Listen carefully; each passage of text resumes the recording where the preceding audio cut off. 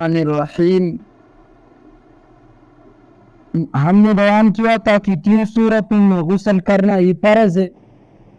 ابھی جو ہے 4 صورتیں ہیں جس میں غسل کرنا سنت ہے. نمبر 1 جمعہ کی دن نماز فجر کی بعد، نماز فجر سے لے کر جمعہ تک جمعہ کی نماز کے لیے غسل کرنا کیا ہے؟ سنت ہے. یہ ان لوگوں پر سنت ہے جس پر جمعہ کا نماز واجب ہے، یعنی 4 لوگ اس سے مستثنا ہے: بچہ، عورت، مریض، مسافر. یہ 4 لوگ اس سے مستثنا ہے، اور غلام 5.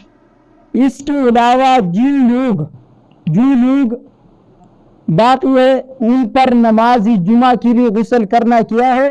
سنت ہے. نمبر 2 دین عید کی دن، عید الفطر اور عید الاضحیٰ، نماز فجر سے لے کر اس وقت تک نماز تک ان لوگوں پر غسل کرنا جن پر نماز عید واجب ہے، ان کے لیے یہ غسل کرنا سنت ہے.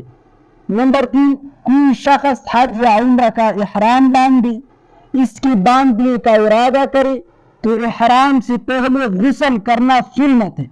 اور نمبر 4 حج کرنے والے کے لیے جبل عرفات میں دوپہر ڈلنے کے بعد غسل کرنا سنت ہے.